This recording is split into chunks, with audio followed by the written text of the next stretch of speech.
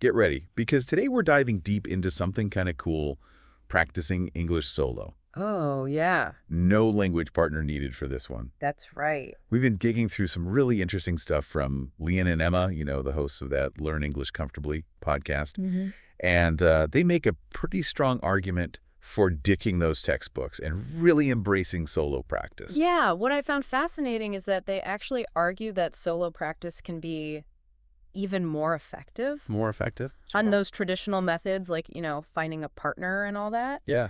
It really comes down to creating a space where you can just be free, no judgment, no pressure, Oh, I totally get that. to experiment and play with the language without feeling self-conscious. Yeah, I know when I'm trying something new, even just in English, like if I feel like I'm being watched, Right. I get so much less creative. You know what I mean? Exactly. Yeah. And that lack of pressure, I think, helps tap into this key ingredient for fluency, which is thinking in English. Yeah. It's like building this mental muscle. The more you use it, the stronger it gets. That's where Emma's point about talking to yourself comes in, right? Yeah. I have to admit, it sounds a little strange, Oh, yeah. but if it actually helps you think in English faster. Well, there's some really interesting neuroscience behind it, actually. Really? When you talk to yourself in English, even if it feels silly, Yeah. you're essentially rewiring your brain to process the language more efficiently. I like that rewiring your brain, like creating a shortcut to fluency. Yeah, exactly, like a mental shortcut. Okay, so I might look a little crazy muttering to myself, but hey, maybe I'm on to something. Yeah. Now, Leon mentioned something called the mirror method, Oh, yeah. which seems pretty straightforward, just practicing your English out loud while looking in the mirror. Yeah. But is there more to it than meets the eye? It seems simple, but it is surprisingly effective. Really? Because think about it, how often do you actually see yourself speaking? That's true. So the mirror gives you this instant visual feedback. Oh, interesting. So you can start noticing things like, oh, how are my facial expressions? Mhm. Or how are my mouth movements? All these subtle things. So it's almost like having a pronunciation coach built right into your bathroom mirror. Exactly. You can instantly spot like, oh, maybe my pronunciation could be a little better here. Yeah. And then you can adjust accordingly. That's a good point. It takes the guesswork out of how you sound. I'm always wondering if I'm pronouncing things correctly, Yeah. Now, Emma also suggested recording yourself speaking English and then listening back. If I'm being honest, I'm not sure I could handle the cringe factor Oh, I get it. of listening to my own voice for that long. It can feel a little awkward at first, Yeah. but think of it this way. The recording becomes a tool for objective feedback. When you listen back, you can hear things you might not have noticed while you were actually speaking. You mean like those little grammar slip-ups or that one sound that I just can never quite get right? Exactly. And the beauty of a recording is that it allows you to pinpoint those areas without someone like critiquing you in real time. Right, yeah. It's like a personalized language coach that's available 24/7. Okay, I'm starting to see the value in that. Yeah. It's like having an instant replay for your English skills. Mm-hmm. Now, Leon also brought up this thing called shadowing, Yes. which sounds kind of like learning a song, Uh-huh. but for your speaking style. Yeah. Yeah. Like, how does that work? So shadowing involves choosing some audio from a native English speaker. So it could be a podcast, a YouTube video, even a scene from a movie. Okay. You listen closely and repeat what they're saying simultaneously, trying to match their pronunciation, intonation, and even their rhythm. So you're trying to basically become their vocal doppelganger. In a way, yes. It Right. might feel a little strange at first, but it's incredibly effective for developing like a natural flow and rhythm in your own speech. Yeah. So by mimicking a native speaker, you kind of internalize these subtle elements that make speech sound so natural and effortless. Yeah. I can see how that would be super helpful, Yeah. especially for getting over that robotic textbook English sound Yeah, for sure. that a lot of learners, struggle with. Mm-hmm. Speaking of practice scenarios, Emma had this suggestion about creating like fake conversations Yes. and role-playing different situations, like ordering coffee or meeting new people. Mm-hmm. It sounds kind of fun, but how much does that actually help? It might seem like child's play, but the power of imagination is huge when it comes to language learning. Oh, interesting. When you create these simulated conversations, you're basically giving your brain a dress rehearsal for real-world scenarios. So it's like practicing lines for a play, but the stage is your own mind. Exactly. I like that. Yeah. And speaking of technology, could AI or language learning apps be helpful for this? Oh, absolutely. like for this type of simulated conversation practice? Yeah, there are some language apps that use AI to simulate conversations with virtual characters. Oh. It's a fun and interactive way to practice specific scenarios, like ordering food, booking a hotel, or just having a casual chat. So it's like having a pocket-sized conversation partner. Yeah, always at the ready. That's really cool. Mm-hmm. Now, what about those of us who struggle to come up with things to talk about, even in our own language? Right. I can only imagine, like, not knowing what to talk about could Yeah. be a real roadblock for solo practice. Right. Didn't Emma have some advice for overcoming that? She did. She suggests setting a timer and choosing like random topics to talk about. Oh, right. Remember, the goal isn't to deliver this perfectly structured speech. Yeah. It's just to get your brain thinking and your mouth moving in English. So the content itself is less important than just getting those vocal cords working and building fluency. Exactly. Don't overthink it. Okay. You could talk about your favorite foods, your dream travel destinations, or even just recap your week. Okay. Make it enjoyable and the fluency will follow. That's reassuring. And speaking of anxieties, Leon had some wise words for those of us who are terrified of making mistakes, Oh, yeah. which is pretty much every language learner I've ever met. Right. Right. She emphasized that mistakes are actually a sign of learning and growth, which is a crucial mindset shift for anyone trying to master a new language. So instead of beating ourselves up over every little slip-up, we should be celebrating them Yes. as signs that we're actually learning. Exactly. Every mistake is an opportunity to learn and improve. I like that. Remember, the goal is fluency, not perfection. I'm definitely guilty of striving for perfection, which can be pretty paralyzing, you know? Yeah. So how do we shift that mindset and embrace those inevitable mistakes? It starts with being kind to yourself and recognizing that language learning is a journey, not a destination. There will be moments of frustration, there will be setbacks, but that's all part of the process. Yeah. And remember, every English speaker that you admire was once a beginner, fumbling their way through the language. So true. That's so true. I think we put so much pressure on ourselves to sound perfect right away, Yeah. and it just makes it so much more intimidating, you know? Yeah, it's like expecting to run a marathon without ever having jogged around the block. Right? You need to build up those language muscles gradually. Yeah. And mistakes are just part of the training process. I love that analogy. Yeah. So if we're thinking of language learning as a marathon, hmm how does practicing solo specifically help us build those essential skills? That's a great question, and it kind of takes us back to that idea of the judgment-free zone. Yeah. When you're practicing alone, you're free to experiment, to try different things and to push yourself outside of your comfort zone without worrying about making mistakes in front of other people. That makes sense. It's like practicing a musical instrument. Yeah, You wouldn't want to perform for a crowd before you felt comfortable playing on your own. exactly. And that freedom to experiment is really crucial for developing fluency. Yeah. Think about it, when you're not afraid to make mistakes, you're more likely to try out new vocabulary, to play with different sentence structures, and to really get a feel for the rhythm and flow of the language. So solo practice is almost like a language playground where you can swing on the monkey bars of grammar and slide down the vocabulary slide without worrying about anyone judging your technique. I love that. That's a fantastic way to put it. And the more you play on that playground, the more confident and comfortable you'll become. I love it. Yeah. And it's not just about the linguistic skills either, Right. right? Leon and Emma mentioned something about solo practice helping you develop other skills Yeah. that are useful beyond language learning. Like, what do they mean by that? Absolutely. They touched on this idea of transferable life skills, Okay.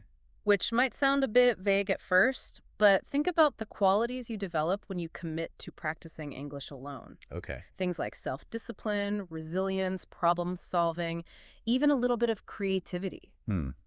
I hadn't thought about it that way before. Yeah. So it's not just about learning the language, it's about building those core skills Mhm. that can help you in all areas of your life. Exactly. Imagine tackling a challenging project at work or learning a new skill completely unrelated to language. Yeah. The same determination, resourcefulness, and ability to learn from your mistakes that you develop through solo English practice, you can apply that to those situations as well. That's really empowering. Yeah. It's like you're not just learning English, Right. you're learning how to be a more effective learner in general. Precisely. And the confidence you gain from seeing yourself improve in English, Right. that can spill over into other areas of your life as well. So it's like a positive feedback loop. Yes. The more you practice and improve, the more confident you become. which then motivates you to keep learning and growing. Exactly. And let's not forget about the cognitive benefits of language learning as well. Oh, yeah. Tell me more about that. Studies have shown that learning a new language can actually boost your memory, improve your focus, and even enhance your multitasking abilities. Wow, that's incredible. Yeah, it's amazing. So it's not just about adding another language to your repertoire. It's about giving your brain a workout Right. and expanding your mental capacity. It's like cross-training for your brain. Mm. And the best part is you can reap those cognitive benefits whether you're practicing solo or with a partner. Now, all this sounds fantastic, but I'm sure there are some listeners out there who are feeling a little hesitant, Sure. about diving into solo practice. Yeah. What would you say to someone who's feeling intimidated or maybe overwhelmed by the idea? I think it's totally understandable to feel that way. Learning a new language can be challenging. Yeah. And stepping outside your comfort zone is never easy. Right. But the rewards are so worth it. Yeah. And remember, you don't have to do it all at once. Right. Start small. Choose one technique that appeals to you and commit to practicing even just for a few minutes each day. So it's like dipping your toes into the language pool Yeah. before diving in head first. Exactly. And as you become more comfortable, you can gradually increase the amount of time you spend practicing and try out different techniques. And that's where those transferable skills come in handy, right? Yes. The discipline and self-motivation you develop through solo practice will help you stay committed to your language learning journey, Absolutely. even when it gets tough. And remember, you're not alone on this journey. Yeah, There are countless resources available to support you. that's true. From language learning apps and online communities to podcasts like Learn English Comfortably. Yeah. And, if you ever find yourself feeling stuck or discouraged, don't hesitate to reach out to fellow language learners or seek guidance from a teacher or a tutor. That's such an important reminder. Yeah. It's easy to feel isolated when you're practicing solo, but there's this whole community of language learners out there who are going through the same challenges and celebrating the same victories. Exactly. And by connecting with others and sharing your experiences, you can stay motivated, inspired, and accountable to your language learning goals. So it's like having a cheering squad for your English journey, Yeah, that's a great way to put it. even when you're practicing on your own. And speaking of encouragement, what are some final words of wisdom that we can offer our listeners as they embark on their solo English practice adventures? Well, I think it all comes back to those key themes we've been exploring. Okay. Embracing the freedom and flexibility of solo practice, celebrating your mistakes as learning opportunities, Yeah, and trusting the process. beautifully said. And remember, the most important ingredient in language learning is consistency. Yeah, Even if you can only spare a few minutes each day, right. make it a habit to engage with the language in some way, whether it's through listening, reading, speaking, or writing. So it's like building a language muscle. Yeah. The more you use it, the stronger it gets. Exactly. And the best part is you can work out that muscle anytime, anywhere, without needing a gym membership or a language partner. I'm feeling so inspired, I am too. and I have a feeling our listeners are too. Yeah. But before we wrap up, I want to go back to something Leon and Emma said Okay. about solo practice, helping you discover your own unique learning style. Yes. Can you elaborate on that a bit? Of course, they emphasize that there is no one-size-fits-all approach to language learning. What works for one person might not work for another. Yeah, that's so true. And that's where solo practice really shines. It gives you the freedom to experiment with different techniques and strategies until you find what resonates with you personally. So it's like trying on different hats until you find one that fits perfectly. Exactly. And as you become more aware of your own learning preferences, Yeah. you can tailor your solo practice sessions to maximize your learning potential. Yep. For example, if you're a visual learner, You might find that practicing with flashcards or watching English language videos is really effective. Okay. If you're more auditory, you might benefit from listening to podcasts or audiobooks. Right. And if you're a kinesthetic learner, you might enjoy incorporating movement into your practice, such as role-playing or using gestures. That makes so much sense. Yeah. It's like having a personalized language learning toolkit that's tailored to your individual strengths and weaknesses. Precisely. And the beauty of solo practice is Yeah. that you're in complete control of that toolkit. Yeah. You can choose the tools that work best for you and adapt your approach as needed.